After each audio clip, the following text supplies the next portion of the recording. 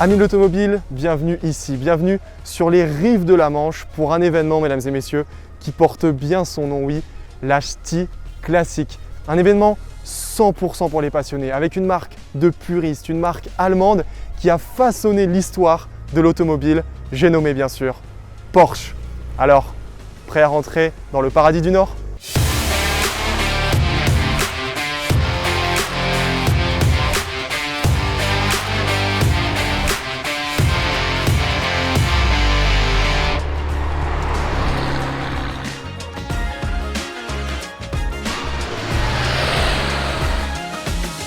Et regardez un peu où je me trouve, nous sommes ici à Ardelot-Plage pour la 10e édition de la Ch'ti Classic, un événement qui rassemble pas moins de 400 Porsche venus de tout horizon.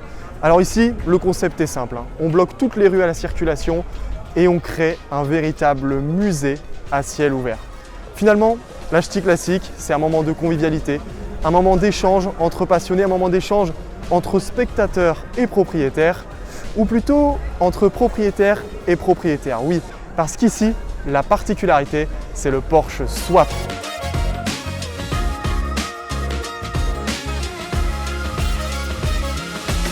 Alors je suis avec Andy, le speaker de l'événement Ch'ti Classic. Andy, qu'est-ce que ça fait de se retrouver là avec autant de Porsche autour de nous? Écoute Benoît, c'est un maximum de plaisir. C'est de la passion, c'est de la convivialité. Vous voyez, j'ai le sourire. Moi je prends mon pied, voilà, c'est tout, c'est ça. Et une petite particularité sur la Ch'ti Classic, c'est le Porsche Swap, il me semble. Ça c'est une exclusivité. Explique un peu ça. Ouais, c'est une exclusivité de l'événement et c'est plutôt très sympa. C'est toujours cette idée de partager la passion, dans ce cas, partager la passion entre les propriétaires de voitures modernes et les propriétaires de voitures classiques. En deux mots, voilà, on fait une première session le matin à 10h30, on part avec toutes les voitures modernes et en passager, on embarque des propriétaires de voitures anciennes. Et ici l'après-midi, voilà, on embarque les anciennes et on embarque en passager les propriétaires des modernes pour rouler sur les petites routes ici dans la région d'Ardelot. C'est bien sympa ça.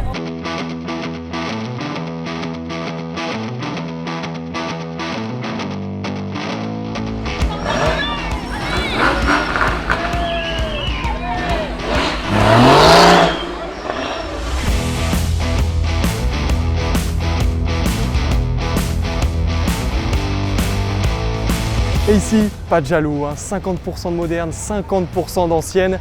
Et vous savez quoi? Nous aussi, on va respecter cette règle en partant à la découverte de 10 modèles qui ont marqué l'apogée de la marque Porsche. Et comment ne pas s'arrêter devant la première du nom, celle qui, dans l'après-guerre, a su lancer Porsche sur le segment des véhicules sportifs. J'ai nommé bien sûr la Porsche 356. Et pour la petite anecdote, la première 356 va être fabriquée dans une ancienne scierie équipée du moteur de la Coccinelle. Oui, celle que vous connaissez sous le signe de 356. C'est également le lancement de la production en série à Stuttgart chez Porsche. Et puis regardez-moi cette bouille toute rondouillarde et si charmante à la fois. Mais après la production de ce modèle, pour Porsche, il faut faire ses preuves. Il faut montrer les crocs pour jouer dans la cour des grands. Et justement, si on continue à se promener à travers les rues de la station balnéaire, on comprend vite que Porsche est représenté par un modèle symbolique qui traversera toutes les générations jusqu'à aujourd'hui. Je parle bien sûr de la 911. Alors à l'origine, la Porsche 911 devait s'appeler la 901, mais à l'époque, il y a un certain Peugeot qui est venu frapper à la porte pour revendiquer ses droits, car oui, un modèle à 3 chiffres avec un 0 au centre est réservé à la firme de Sochaux. Et quoi de mieux que de prendre l'architecture de la 356 et l'implanter dans ça, un coupé à moteur en porte-à-faux arrière passé pour l'occasion à un 6 cylindres. Avec ses courbes et ses deux phares tout ronds emblématiques que nous devons à Buzi Porsche, justement le petit-fils de Ferdinand Porsche. La suite, vous la connaissez, ça ne l'a pas empêché de devenir un des modèles les plus iconiques du monde.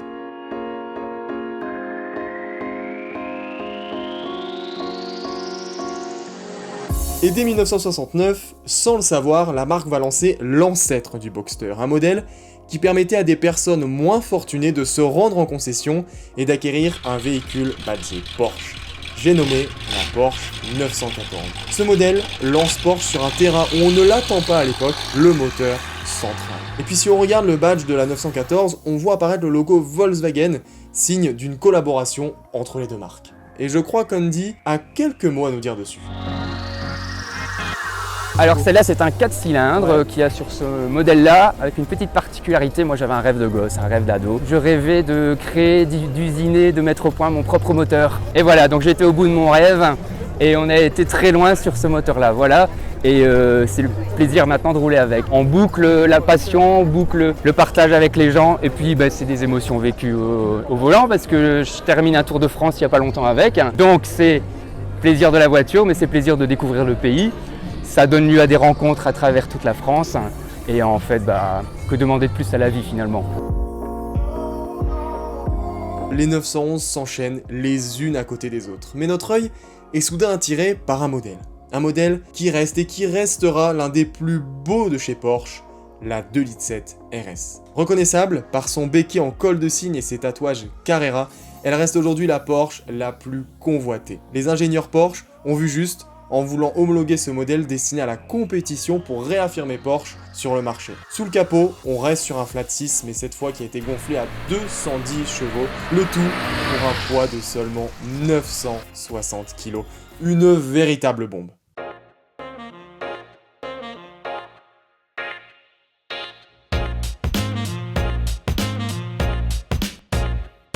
Et juste à côté de la 2 litres RS, nous retrouvons une turbo. Ah, la turbo. En 1970 et 1971, Porsche remporte les 24 heures du Mans avec une légende, la 917. Et bien vous savez quoi? Porsche a tellement apprécié l'avènement de son turbo dans cette voiture qu'ils ont décidé d'en implanter un dans un modèle de série, oui, en 1975. Ainsi naquit la 911 Turbo, ou plutôt la 930 Turbo. Regardez-moi cet aileron proéminent qui domine la route, ses ailes gonflées et ses roues de 15 pouces, c'est juste hallucinant.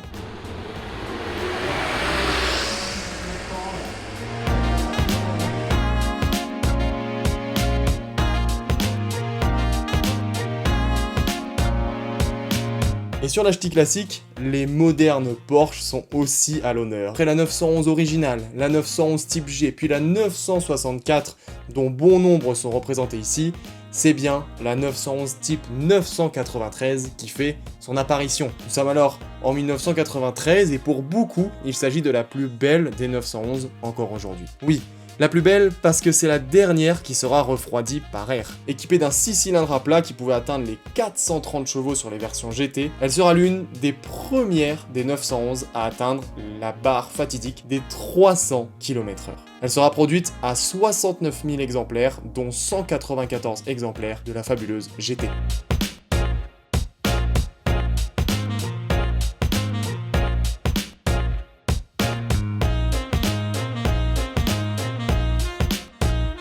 Malgré la popularité de la 911, Porsche ne peut pas se permettre économiquement de terminer les années 90 avec cet unique modèle. La marque va donc développer un roadster sportif à moteur central, le Boxster. Et pour répondre aux attentes des consommateurs, son prix est 2 fois moins élevé qu'une Carrera. S'en suivra en 2004 l'apparition du Cayman, qui, à la différence du Boxster, offre un toit rigide et amène un parfait équilibre grâce à son moteur central, puis les versions les plus radicales, à l'image de cette Cayman GT4 RS, invitée sur les plages de la Côte d'Opale pour la ch'ti classique. Et le moins qu'on puisse dire, c'est qu'elle a fait sensation. C'est la première Cayman à hériter du badge RS si significatif chez Porsche. Une véritable pistarde à faire vibrer les côtes anglaises de la Manche, tant sa sonorité est unique.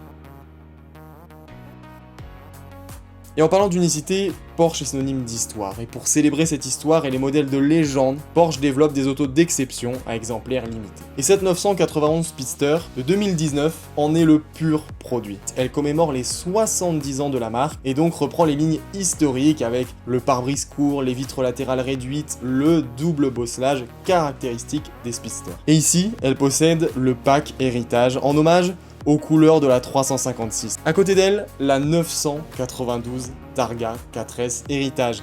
Et elle va s'inscrire dans la même lignée. Dévoilé au salon de Francfort en 1965, le Targa s'est avéré être le cabriolet le plus sûr du monde, avec cet arceau transversal qui reste présent dans toutes les configurations. Ce concept est aussi apparu pour répondre aux normes de sécurité sur le sol américain, un marché que Porsche avait su difficilement conquérir et qu'il ne voulait pas lâcher. Sur ce modèle Héritage, on reste donc sur la même configuration avec le toit couvert à l'arrière et cet imposant arceau central. Le seul changement survient lorsque vous appuyez sur le bouton central décapotable et que le cockpit s'ouvre à la lumière du jour en seulement 19 secondes. Limitée à 992 exemplaires, cette édition reprend les codes des années 50. Une teinte cerise qui rappelle un peu les premières 911 et même les premières 356, un intérieur mêlant cuir et velours côtelé, le badge apposé sur la grille moteur rappelant celui qui était offert justement aux propriétaires de Porsche 356 qui réalisait les 100 000 km. On a aussi les traditionnelles jantes Fuchs et pour les plus avertis d'entre vous, ce n'est pas le logo des Porsche modernes qu'on a ici, mais bien un logo doré avec des éléments orange qui est présent sur les premières Porsche. Ainsi, la boucle est bouclée pour cette marque reprenant les racines de son lourd héritage dans ce qu'ils savent faire de mieux aujourd'hui, des voitures sportives, uniques et bien entendu performantes.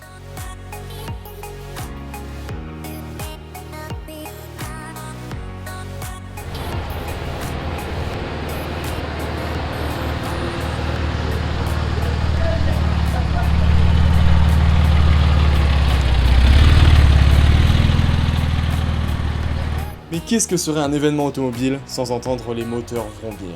Après 2 rallyes organisés la veille, le samedi sur les terres des Hauts-de-France, tous les participants vont défiler devant les spectateurs dès 16h le dimanche après-midi.